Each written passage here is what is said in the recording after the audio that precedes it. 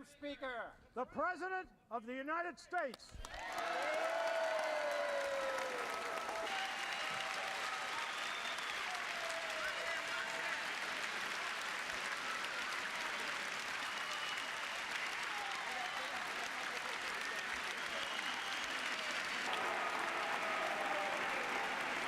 Thank you.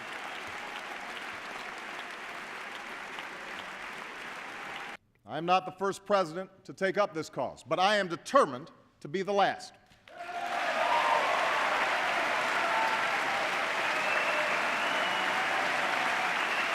And we should remain open to other ideas that accomplish our ultimate goal.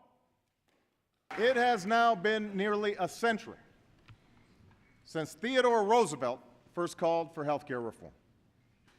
And ever since, nearly every president and Congress, whether Democrat or Republican, has attempted to meet this challenge in some way.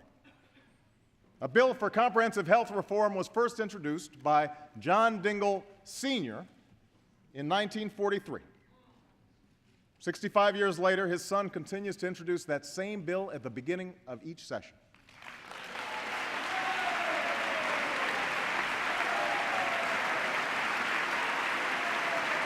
We should remain open to other ideas that accomplish our ultimate goal.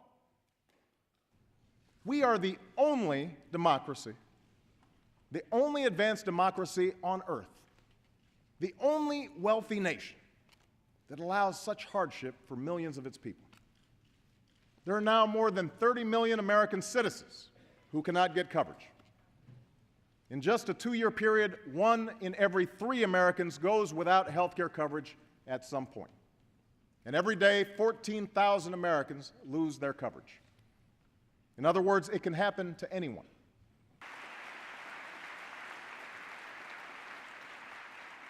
But what we've also seen in these last months is the same partisan spectacle that only hardens the disdain many Americans have towards their own government. Instead of honest debate, we've seen scare tactics.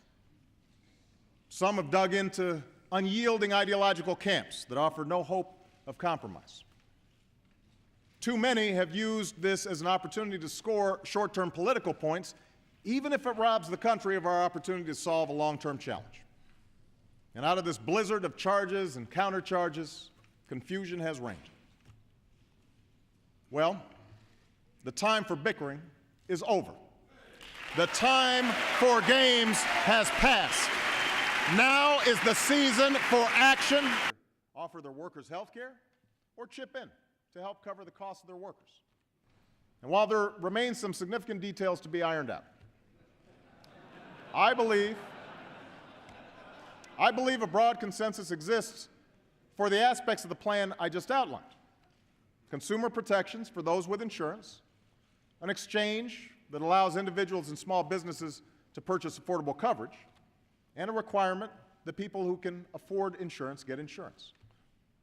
And I have no doubt that these reforms would greatly benefit Americans from all walks of life, as well as the economy as a whole. Now, I understand how difficult this health care debate has been. I know that many in this country are deeply skeptical that government is looking out for them.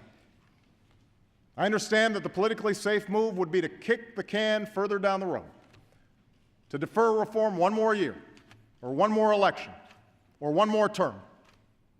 But that is not what this moment calls for. That's not what we came here to do.